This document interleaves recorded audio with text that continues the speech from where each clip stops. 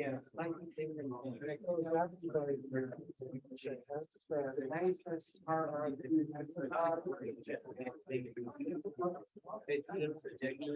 sometimes here, on the other side of the aisle, some reasons don't always have. Yeah, that's right. And then all of them. Right, so.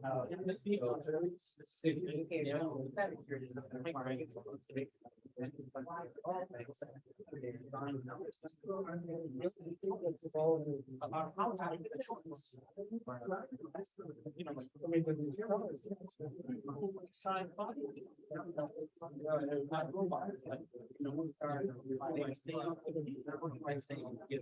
They drowning is already. Don't, you know, the configuration of their.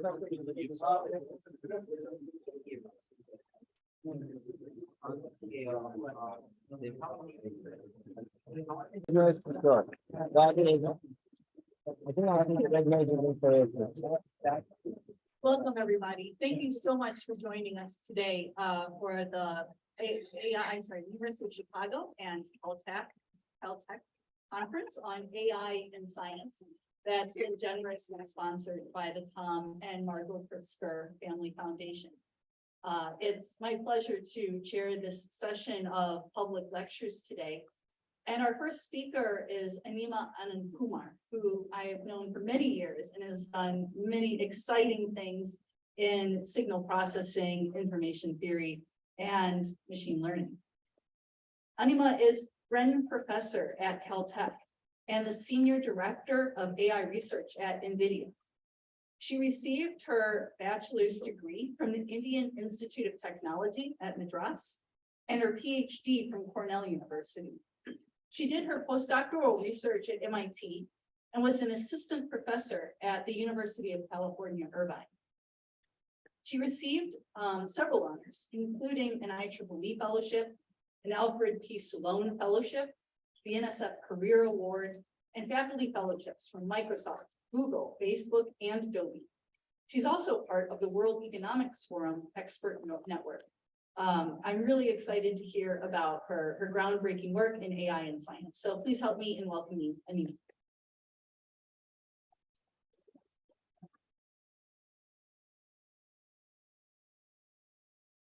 Thank you, Becca, and the team here in Chicago for really putting this together, right? So you did all the heavy lifting here, and thanks to the Pritzker Foundation for supporting this. And you know, AI for science is something really close to my heart, and we founded an AI for Science initiative at Caltech way back in 2018, before it was considered as something mainstream, right? And Caltech, it's been such a great place to really develop this, and the interdisciplinary nature and the mindset of people there to, you know, openly discuss, debate, and find a common language in machine learning has been just so fruitful, and I feel like we've just gotten the journey started. So there's so much more exciting to come.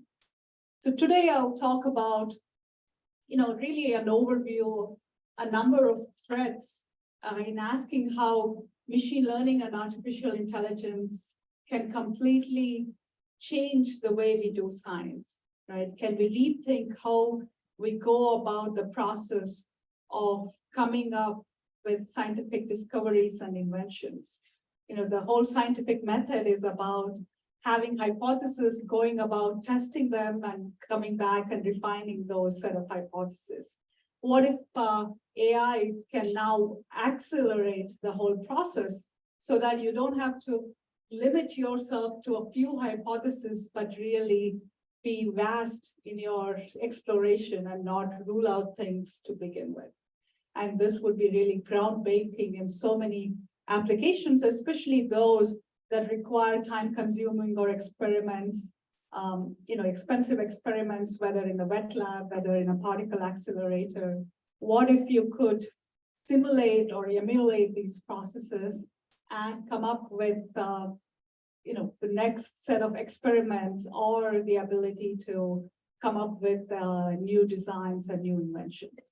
So that's the broad theme. And I'll also talk about a technique that's enabling a lot of these in multiple domains, what we call neural operators. How we can think of a new paradigm that goes beyond neural networks. Essentially, every neural network that you've seen so far, whether it's convolutional neural networks, whether it's transformers, everything you've seen so far is still limiting and still cannot capture what we call learning on function spaces. And we'll show you how neural operators can expand. So it's a superset beyond the neural networks that we know today. And it's able to learn in a discretization invariant manner on function spaces. And I'll tell you what that means and why that is so important for scientific simulations in so many domains. So indeed, our need to understand processes can range from molecular level. So you saw the earlier talks delving into the modeling of not only the electrons, but also the nucleus, really understanding these interactions at atomic and subatomic levels, right? So there's very complex processes happening at this, I wrote molecular, but really even atomic and subatomic levels, all the way to one that is planetary levels and even beyond, right, to cosmological analysis. So you just have this whole spectrum of processes going from the very small to the very large and everything in between. And in many cases, what you also need to capture is not just one scale, but multiple scales. So what makes these ability to understand these processes hard is that it can involve multiple scales. So if you think about modeling the weather of today or the climate of a decade from now, what you require is not just a high-level understanding, right? It's ultimately driven by processes in the clouds. It's ultimately driven by particles that create precipitation in the clouds. So these can go to microns or even sub-micron level modeling, and you want to capture this across the planet. And so this presence of so many scales is what differentiates to be fundamentally compared to text or natural image processing. Text data, right? We've seen ChatGPT, we've seen the revolution it's created, which is great. And I'll show you later on how we can incorporate some of that into scientific domains as well, but it's not enough, right? Because data like this isn't discrete, isn't something that's already tokenized. So you cannot use just the standard transformer models for this. What about all the image processing tools, whether it's convolutional neural networks or even vision transformers? Again, they have a different purpose from many of the modeling requirements here, because usually think of them as something that you're filtering out from pixel space to some high-level understanding, right? So if I were to take a picture here, most of the computer vision tasks think about segmenting out people from all of the pixels here, right? So a lot of the architectures that are developed are focused on filtering out from these pixel space to some low-dimensional space for understanding the objects in the image. On the other hand, if you're thinking about modeling wave functions or modeling air turbulence, the fine scales matter. You cannot just filter it out. You cannot just smoothen it out. And that's kind of like the challenge, right? How do we capture what is the impact of these fine scales on the overall macro behavior? And that's why those neural architectures are fundamentally not suited for capturing the entirety of these processes. So the question we are asking is, can we use machine learning-based methods, data-driven methods that can capture really complex processes such as this? And the answer is, standard neural networks do not have that ability. In fact, you can theoretically establish that they cannot approximate well these kind of multi-scale processes. So it's not just a matter of making the network large enough, right? Even if you make the network large enough, you still cannot capture these processes. And the way to think about that is it's limited by the discretization of the data. Suppose I tell you what is the weather pattern like over, say, several even years, right? Or decades, we have wealth of data. But if I tell you only at a coarse resolution, that does not capture all the fine details, right, necessarily. And if you have a neural network only trained to capture that level of resolution, there is no way for it to understand what happens in between those training grid points. At least it's not designed to do that interpolation well. And so that's the reason, just by itself, right, it's not able to emulate scales that could be finer than that of the training data.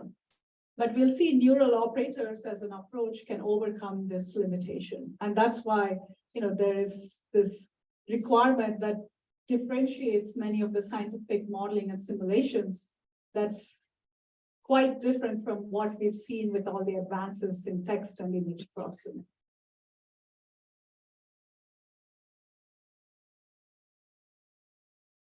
Yeah, so to give you an example, climate modeling, right? We earlier heard excellent talk by Elizabeth Barnes and others on being able to use machine learning to emulate many of these complex processes. So this is an estimate I got from my colleague Tapio Schneider at Caltech, where in order to remove some of the biggest source of uncertainties in our climate models today, you need to be able to precisely model what we call these low-lying clouds, these stratocumulus clouds. But to do that with current computational methods, if you're running your PDE solver and do the numerical method, Tapio estimates that you need about 100 billion times more computing than what we have today. And even if you assume that the computing will develop at the pace it is today, you would have to wait until effectively 2060 for the hardware to improve, assuming it'll improve at the current rate, right, to be able to do that. And so what this shows is just one example of processes that are way too complex for even the current hardware, right? As impressive as all the hardware developments are, it's just not enough for us to capture the complexity of the processes. And what is really the limiting factor is this resolution, right? So you really need fine resolution in space and time for these numerical methods to be able to iterate and update and do this over several decades of climate simulation that you want. That's what creates that computational requirement. With the current numerical methods, you are forced to do this iteration at a fine scale, and that is computationally expensive. So what if machine learning could overcome this? What if machine learning could come up with other shortcuts beyond directly iterating in the space-time domain with the requirement of a fine grid? And that's what we want to explore. And so what if we had a framework that could capture all these complexities of different scales? Right? So if we can have an expressive framework, then it could also potentially speed up from numerical methods because it's able to capture the underlying process of turbulence. So this is like really the turbulence in the clouds you want to model. And at the same time, it could be much faster than current numerical methods because it could come up with shortcuts, right? It could find other ways to compute compared to the way we do that with numerical methods. And that's really the thinking that we want to, almost think of machine learning as coming to our, I'm not always able to, sorry, it now just jumped away further.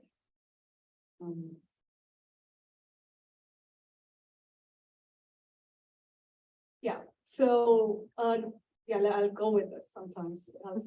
I'll let you know if the clicker doesn't work. Yeah, so if we could have these kind of speed ups, right, we can of course achieve modeling capabilities that were not possible before, but we can also take it in other ways. One of the challenges when it comes to weather and climate modeling is getting good uncertainty estimates, right? So you don't want just a deterministic forecast of what is going to happen tomorrow with respect to weather. What you want really are what we call these ensemble estimates. So you create like some slight perturbations in your current conditions and ask how will that change the forecast for the next days. And so this is but through which we can now get uncertainties. And this is especially important for extreme weather events. If we are having flooding or hurricanes, right, the process can be very uncertain, but we are making decisions in terms of like whether there should be evacuation, whether there should be other measures based on these probabilistic assessments. And currently our weather models are severely limited by our ability to create enough of such ensemble members. So we barely use about 50 ensemble members when we are coming up with probabilistic estimates of our weather forecast today in the current weather systems. But with machine learning, if it's able to speed up by several orders of magnitude, you can also parallelize and create lots of ensembles, right? You could get thousands or even tens of thousands of ensembles. And with that, you can get better probabilistic estimates. So the speed up can benefit us in so many ways. We can also benefit from the speed ups in terms of combining now multiple such digital twins or AI-based emulations of different systems. For instance, if we had a climate model that is very fast, we can also combine it with a weather model. And that way we can ask not just the weather of tomorrow, what is the weather from several decades from now, right? So we know climate change is upon us, but what about more details?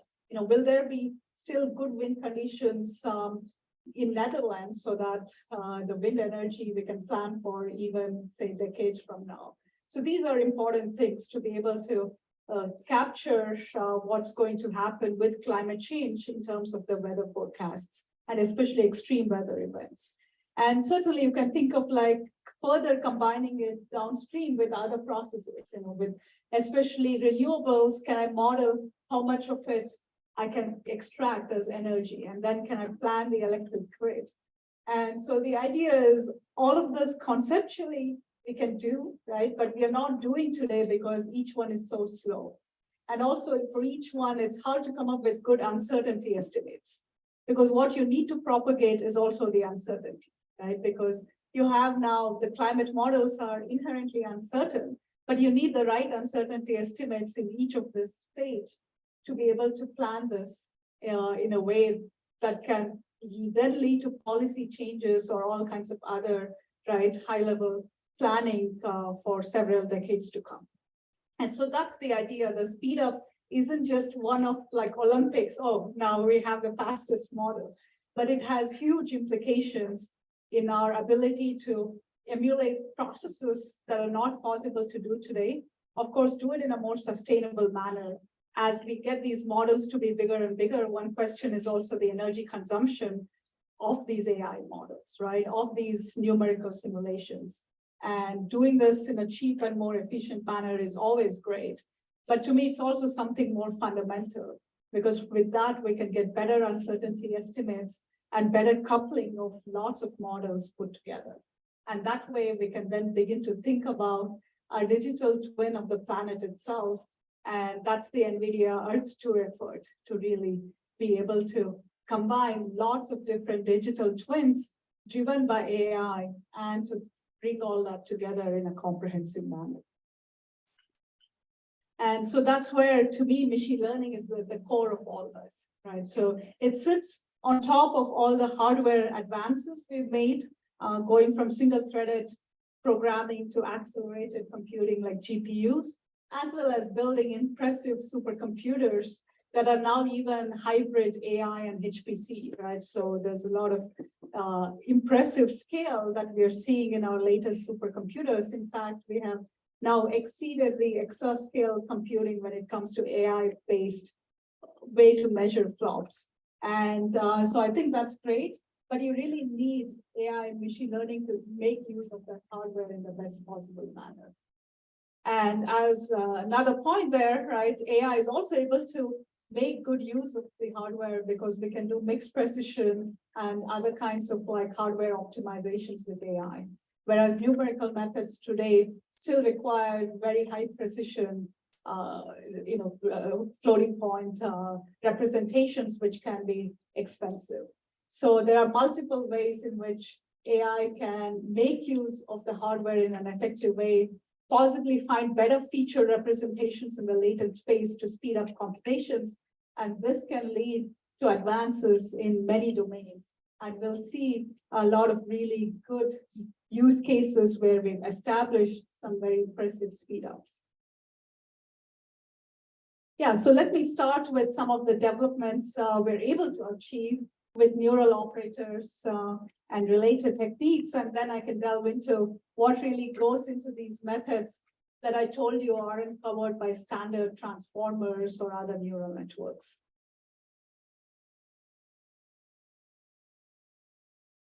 Yeah, so to begin with, our AI-based model that we call FourCastNet, that is not a typo, that is by choice, because we need FOURIER-based weather forecasting system that we call FourCastNet, and you'll see as a visualization here that it's able to predict these ground truth, which is the atmospheric rivers.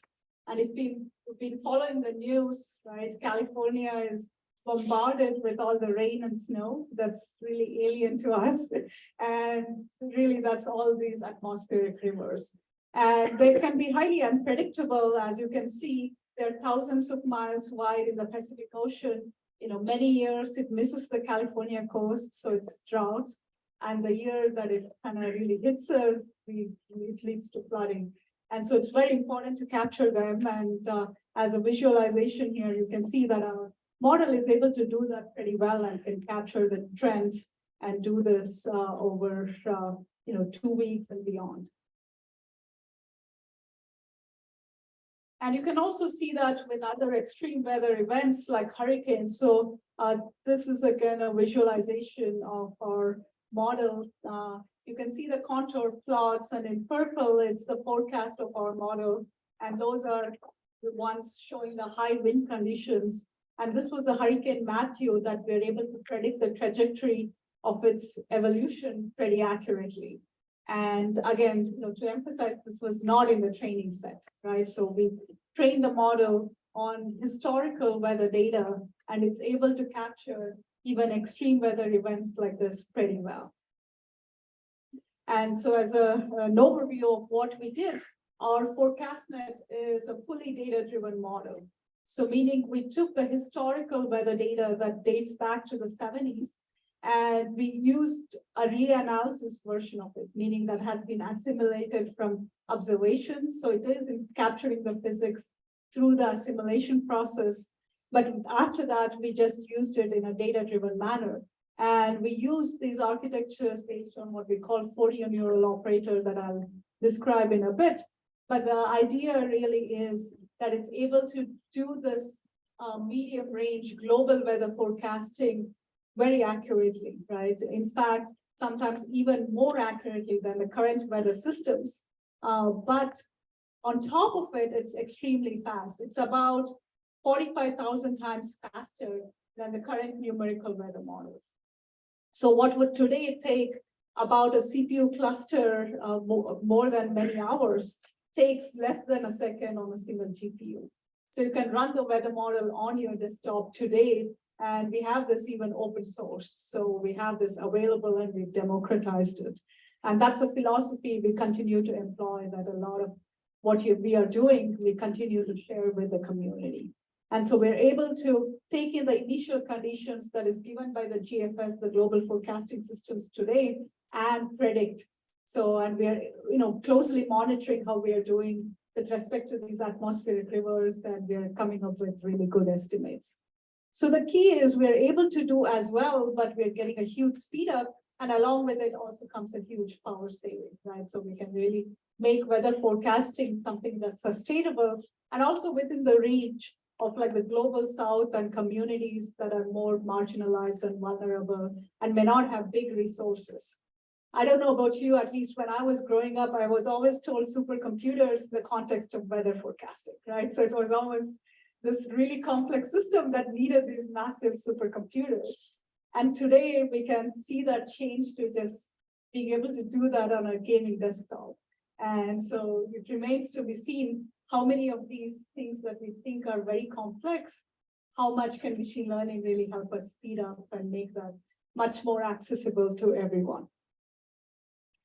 And so just a little bit of more detail around this, we have continued to develop these methods And recently we've been incorporating spherical geometry into these learning of the Fourier basis, right? So instead of the standard Fourier basis in the Euclidean space, we do that with spherical domain. And with that, we can get better error as we continue to tune the models over multiple steps of prediction. We get better errors in terms of this is the RMSE or the root mean square score. But more importantly, you continue to run this for a longer time, right? So much longer than what you've trained. So again, this is an issue in a lot of AI for science projects. Usually, you're not just limited to what the training objective is. You want to test the system in so many other ways than just the training objective, right? And in the case of weather, you care about also long-term stability, not just that it predicts good weather, for the next week or 2 weeks. What happens if I run this for several months, right? Or even a month? Does it at least remain stable and ideally converge to the long-term statistics, right? Which at some point becomes the climate model, right? So the climate model is really the chaotic regime of the weather model. And so ideally, we would like everything to be captured in one model. And we are getting towards that because, the baseline, we used a transformer version of the model just doesn't, right? It becomes unstable if you run it too long. But the models that we capture the spherical geometry, but still keep it data-driven and still keep it expressive, also is stable over the long term. So that shows the requirement to think about the domain, think about geometric and other constraints, but also keep it expressive and data-driven. So if you find the right balance, you can do well, and you can do with low error, but you can also maintain long-term stability. And as you see here on one of the variables I've shown, we're starting to even do better than the current gold standard, which is the IFS, right? So this is what the current numerical weather models are able to do. So we're even able to exceed that in some cases, which is really it's not just better speed up, right? It's also better. And so I think that's where we are starting to see its advantages in multiple objectives. Yeah, so as other examples, one of the other questions, right, when it comes to climate change is not just to think about weather of today, but what do we really do to tackle climate change? And many experts believe, this is work with Sally Benson's group, who focus on carbon capture and storage. We really need to think about negative emissions. How do we capture, whether it's direct air or whether it is captured at source? Ultimately, can we capture this and store this deep underground? And this is proposed to be in wells, reservoir, current reservoir that are empty, but you fill that with water and mix it with carbon dioxide. And modeling this is so important because different wells have different kind of characteristics, different kind of permeability, and also different wells could be even connected to one another through some of the permeable regions, right? So this becomes very complex. It's what we call a multi-phase flow system because there's gas and water, combining together, right? But also there is multi-scale systems. You really need fine scales within the well, but you also need coarser scales to capture dependency across different wells. And usually this is very expensive with current numerical simulators. And we are able to do that much faster, about 700,000 times faster than the current numerical methods, but be as accurate. And you can see here in the visualization, the gas saturation. So it's like, how does the carbon dioxide gas plume change over time as you go into several decades? In fact, we do the 30-year period from day 1 to 30 years, how it evolves in a nonlinear fashion. And the other important thing is the pressure buildup. So how does the pressure build up as you go through the decades? And we can also model that, right? So you don't want it to be too high a pressure. It can lead to seismic disturbances and all kinds of problems. You don't want oversaturation to happen because then there can be gas leakage and you haven't captured the carbon dioxide. So it's important to model this today, even as we start to build some of these facilities because we need to credit for carbon, right? We need to have calculations today if you have to get to net zero from all kinds of sources, and CCS is one of them. And the other important aspect is with the speed up from our methods, we can also capture the uncertainty here very well. If we are uncertain about the permeability or other characteristics of these reservoir wells and the subsurface, we can bring that into our modeling because we are so fast, we can do this in a timely fashion.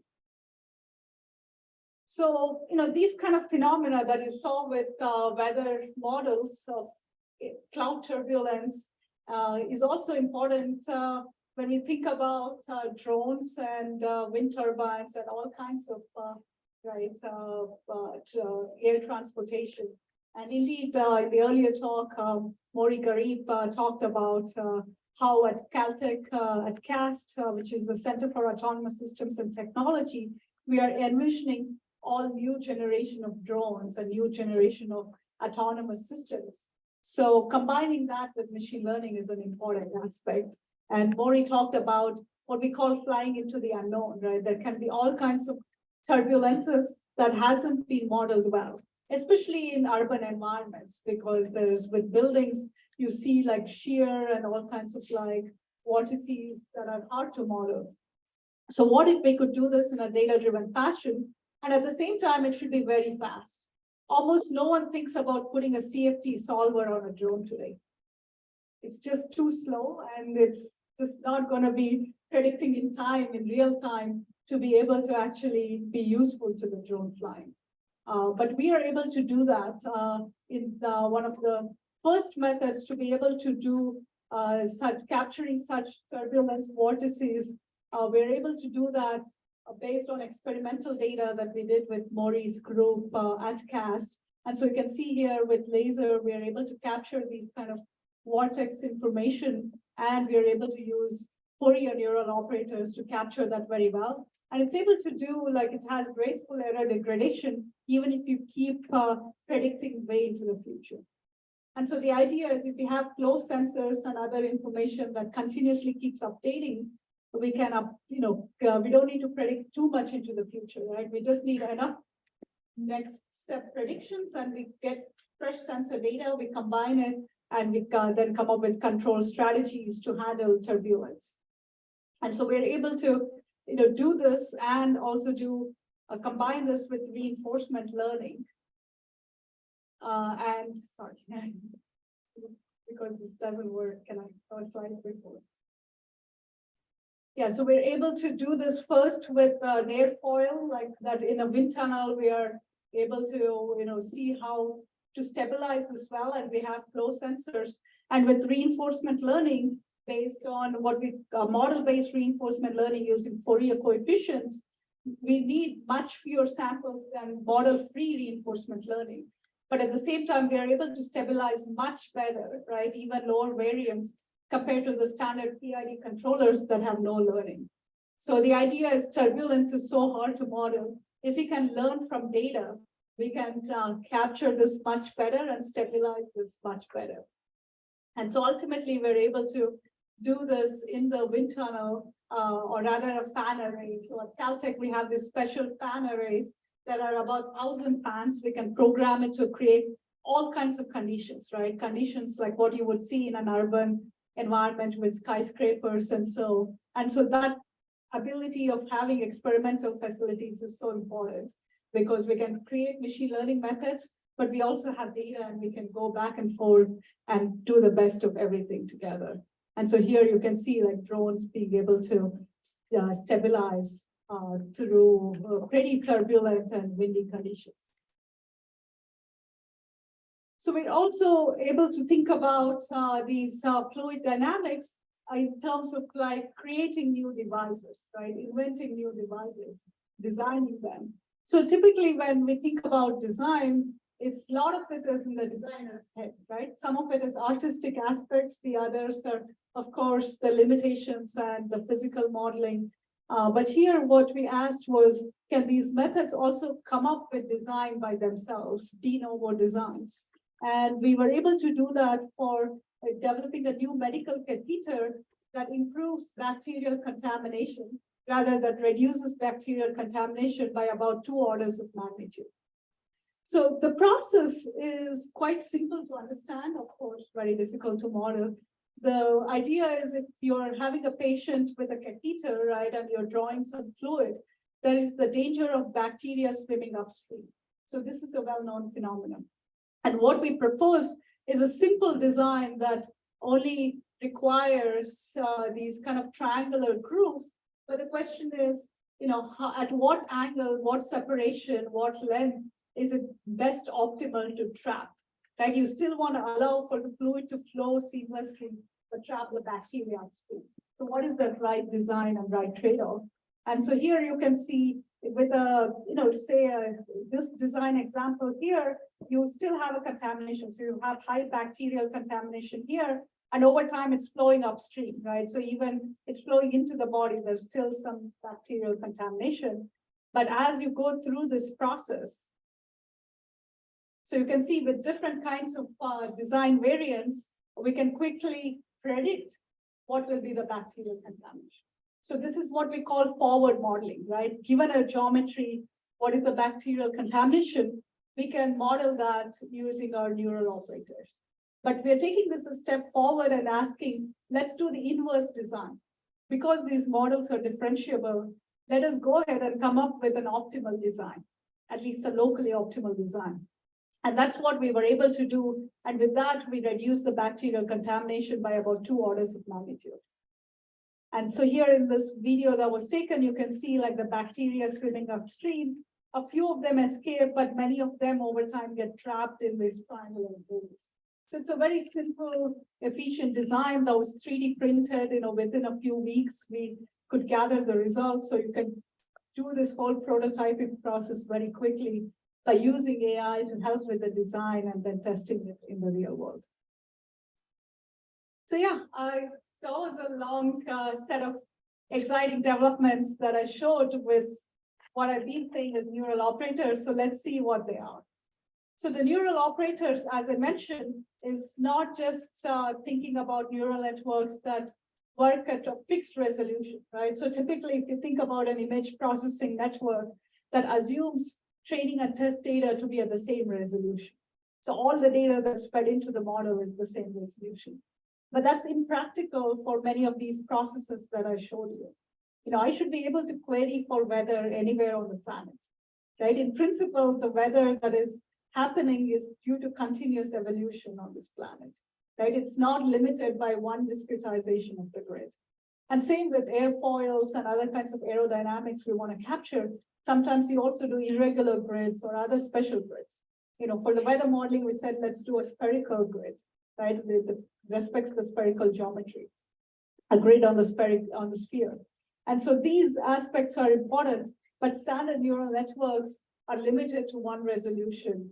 And so they're not suitable to capture the full process. So ultimately, what you want to capture is this underlying continuous process, right? So even if you have training data only at one resolution, how much of the underlying process can we capture beyond the resolution of the training data?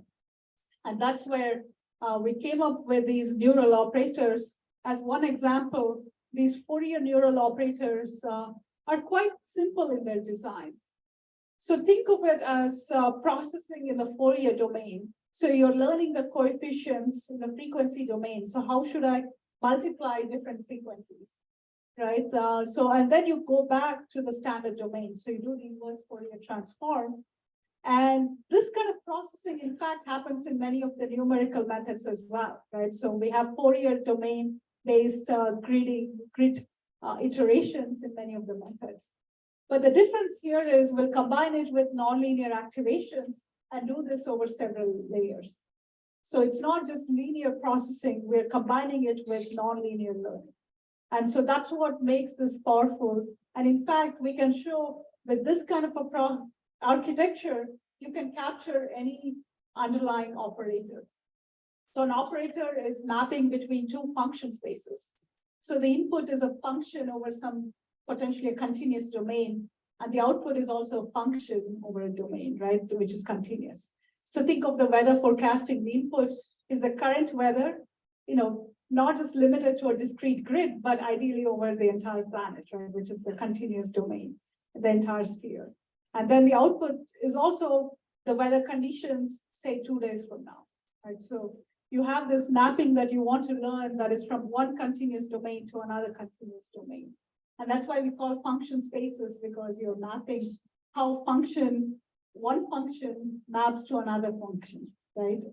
And that is different from mapping a discrete vector or some fixed sized image, right, with a certain resolution to an output that is also of a fixed size. So that's the fundamental difference with neural operators. And the use of Fourier transform is one way to capture any resolution, because you can evaluate Fourier transform at any resolution. And so that's how we can do both learning and evolution and evaluation at multiple resolutions. So you don't need to limit your inference to only the resolution of the training data. So as an additional detail here, we also do a regularization where we only limit to retaining the low frequency modes, which wouldn't be great, right? Because like air turbulence and all these phenomena have high frequencies. But why we are able to get away with this is we have nonlinear transformations. So with this, because of multiple nonlinear transformations, we can still capture the high frequency spectrum, but we don't need to do that in one layer of Fourier processing. We can do that over multiple such blocks. So we keep the expressivity, but we also do good regularization. And that's a detail, but a nice balance in this architecture that we can tune for different levels of fine scale capture that we want to do in different processes. Yeah, so just to showcase here, what you see is zero-shot super resolution. We trained in one resolution, and then we can directly evaluate it at a higher resolution without the need for retraining. Another benefit of these models is you can also put in different physical constraints at a higher resolution than the coarse resolution training data that you may have. For instance, you could add like the Navier-Stokes PDE loss at a finer resolution than the data that was used to train, right? Because that data could be hard to get with current numerical solvers or through experiments. And so that makes it possible to get really good errors, even at a higher resolution than the training data that was available. And that's the benefit, that we can capture these fine scales well.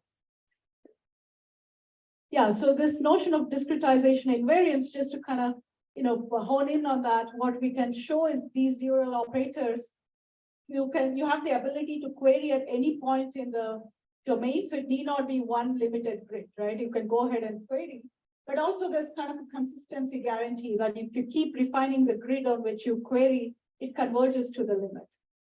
And there is approximation, guarantee that you can capture any underlying operator. So there is a neural operator that can learn the ultimate continuous representation, right? And that's a great guarantee to have. And just kind of showing that standard neural networks don't, but the neural operators are able to do this. And there's the more general framework where it's not just Fourier-based processing. You can also do this with graph-based methods, but not just limit to a graph neural network on fixed nodes, but learn a kernel and from that be able to generalize to new points. And we can also do combinations of such architectures. So this is a very general framework that we call neural operators. So we can also extend this to handling different geometries by learning deformations. And that's also something that allows us to capture, like say, material deformations where the geometry is changing. And also the catheter example that I showed you where the geometry is also changing, as well as airfoils, where we can also ask about designing it to optimize for drag versus lift. So it allows us to explore different geometries because we can also learn the deformation from the physical domain that can be an irregular grid to a latent space that is uniform grid on which we can do fast Fourier transform. Yeah, so we can also do generative AI, right, which is really a fancy way of saying we can do probabilistic modeling also on function spaces and extend some of the DALI or stable diffusion kind of examples, essentially diffusion models on function spaces. And that is really important, especially for uncertainty quantification and inverse problems.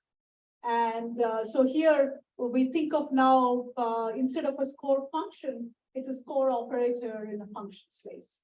I'm removing a lot of details here, but it's really, you're fundamentally thinking of now a probabilistic model in this infinite dimensional space, and that requires some careful theory as well as the right frameworks.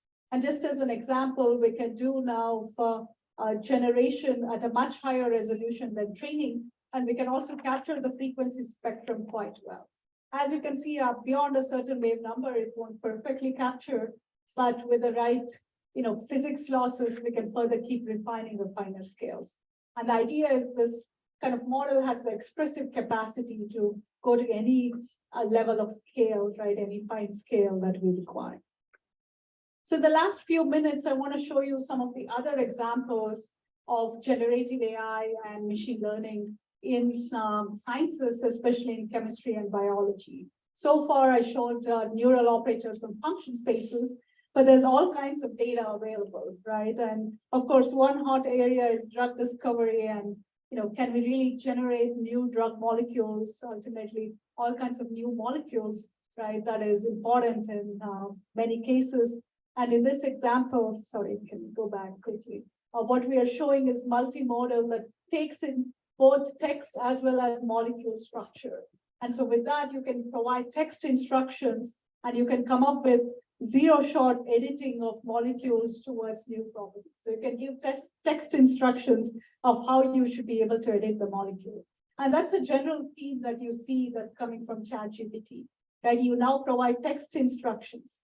So English is the new programming language, right? So that's where we'd like to go. So if you could enable all kinds of open-ended tasks through text, that will also enable us to do different kind of scientific tasks in a very generalizable manner. So this is a model we did, in fact, here with the Argonne National Lab and UC San Diego and other collaborators, where we looked at modeling the coronavirus and understanding how the spike protein binds to the calcium ions in the respiratory aerosol. So this is, again, a highly multi-scale modeling, right? So we're going from billion atom molecular dynamic simulation to all the way thinking about how, what is the binding energy between these particles in LO, which is the calcium ions in the respiratory aerosol, and to what extent does it bind with the spike protein? Because that's important to model the, how transmissive it is, right? How much does it impact in our lungs? And for this, we were able to use surrogate of the DFT calculations, right? That's density functional theory in quantum chemistry, but it's much faster. In fact, it's hundreds or thousands of times faster than the current DFT methods. And at the same time, it's able to capture this on thousands of atoms in this coronavirus experiment. So this is unprecedented because standard DFT methods can barely run in tens of atoms, maybe 100 if you push it on a supercomputer. And that's where with the AI techniques, we're able to now push it to the scales of modeling that were not possible before. As another example of using AI methods for modeling coronavirus and handling the pandemic, in this year's Gordon Bell submission, by the way, the other work was the year before, it was a finalist for this Gordon Bell Special Prize for COVID-19 research. And this year in 2022, we won this award for this work where we built the first genome scale language model. And so essentially the idea is we went to the biobank and looked at all kinds of virus and bacteria, about 110 million such genomes. So we didn't just limit to coronavirus. We wanted to ask, let's look at the patterns of all genomes, right? And in this biobank, they're essentially all successful virus and bacteria, right? Otherwise, they wouldn't be in this biobank. And so maybe that implicitly encodes fitness and all kinds of properties. And from that, we fine-tuned with coronavirus of just the first year, the virus strains of just the first year. And we wanted to ask, what are the other variants of concern can it generate? So can it predict what could be new variants of concern, right? Can it predict how the virus can evolve? And we were able to do that with a transformer-like model, but we also built a diffusion backbone to model these long-range characteristics because these genomes are still long. They're about 10,000 tokens, which is longer than many of the language models that we see today. And so just as a visualization here, what you see if it starts playing is that when we looked at the latent space of these models, it's nicely clustering the different variants. So you could see like in the training set, we had the alpha and beta variants, but in the now in its generation, it's able to predict Delta, Omicron, and all kinds of variants, right? So it's able to come up with the predictions of variants and also new variants that haven't evolved. It's not to say that every variant will emerge, but it's kind of showing there's like phylogenetic tree relationships between them. And so it can help us be prepared better for this pandemic and other pandemics in future. So just as, to close out, another kind of area that I didn't touch so far was to think about not just pre-trained models, right? So we want ultimately models that continue to learn online. Mori Garib talked about the need for learning in autonomous systems. So you can't just say, I've learned everything, that's it, right? This is the best I can do. And that's so important, whether it's self-driving cars or robotics. And so with this in mind, we created in Minecraft game. I mean, if you played Minecraft, you'll know it's not just another game. It's not just one objective. We can create all kinds of worlds. It's an open-ended world, right? And that's why we took this, because if we can have an agent that can create new structures and do all kinds of tasks here, that's one step towards being able to do all kinds of generative modeling, but with also constraints. This is different from, say, DALL-E or Stable Diffusion, because it still has to be constrained that it has to achieve the task within Minecraft, right? It has to understand how to chop wood, how to build a castle. It needs to know those tasks. So it's learning that as it's going, it's not pre-programmed. And so that ability is something that we see emerge that combines foundation models, that combines pre-existing knowledge, but also with reinforcement learning, how it's able to improve and explore these worlds. And we're also doing that with simulators of robotic manipulation. I think there was a question after the previous talk, what about doing robotics and autonomous systems in simulation? And at NVIDIA, we have the Isaac environment where we have realistic simulations of these manipulators, right? So you can build a lot in simulation. And what we did was to be able to give different kind of text prompts along with the image. So if you give instructions as combination of text and images, you can really make it highly open-ended. And that's what we were able to do. And it's really now a whole suite of tasks it can do with these systems. So many other areas I will just kind of quickly run through because it needs fundamentals. It needs understanding of optimization techniques that we've been developing. It also needs understanding how we can interact with humans, right? Understanding the bias in these language models, how we can make them more trustworthy. Understanding, for instance, in instances like surgical systems like robotic surgery. Of course, it's still not ready for AI to completely take over. But can AI help human surgeons? And can we train human surgeons to be better by giving them feedback? And that's where we are doing with the doctor at USC, Andrew Hung. And so again, all these collaborations really enable us to not just think about AI in a vacuum, but really how it interacts with the physical world and with our social world as well. So just as a closing point, Caltech is really a great place to do AI and science together. And all the work that I presented here is with a number of collaborators. I'm sorry I couldn't show that because that would be way too crowded because it's such a fabulous group of people that I get to work with, both at Caltech as well as in many other places, including the Argonne National Lab. We've had the privilege of having really excellent collaborations. Rick Stevens is here. Arvind Ramanathan is not here today, but he's such a great collaborator and a friend. And so I want to say that, this kind of like fostering of the community that brings together different disciplines we started at Caltech, and it's so great to have Chicago as a partner, and we hope to build that and continue to develop that. And just again, a number of institutes at Caltech that have a similar vision to think about interdisciplinary research, and we closely connect with them and continue to share ideas together. Thank you. I'll stop here.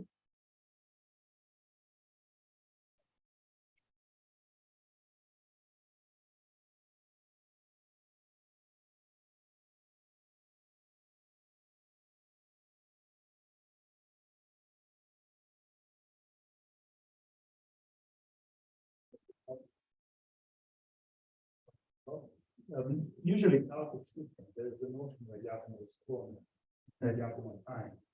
How do you go around making predictions really deep in the future? Yeah. of your space? That's a great point. And in fact, these Lyapunov exponents characterize like the system's, how chaotic it is, how does it go to the attractors. So we had a paper in Europe last year where we actually show how we can capture the attractor. So we simulate the attractor in these systems by, only learning for short term, but just letting it run right in the long term, and kind of like maintaining some kind of dissipativity so that it doesn't go up. So you're, slightly nudging the learned system, and it can capture the attractor as well. So we show that it's able to do that. And that kind of goes back to what I was emphasizing, right? It's not just the short-term prediction we want to do, we also want to capture the long-range characteristics. Yeah, so following on from that, right? The climate problem is a shift in what the attractor is. It isn't like you're not on the same attractor anymore, right? So can you kind of like go a little bit deeper on how you think you can go from an emulator of weather states to a climate change? Yeah, so that's a great point. So, the work we did in Europe, which was right, kind of more fundamental, was assuming a stationary system, right? So now, if it's a climate change, it's not stationary, there's tipping points and all this work. And so we are exploring now how to use neural operators that can online adapt and kind of keep track of the change as well. To what? What's your training data for a change in climate? So in the case of climate, it would be the equations, right? That's how we simulate the climate today.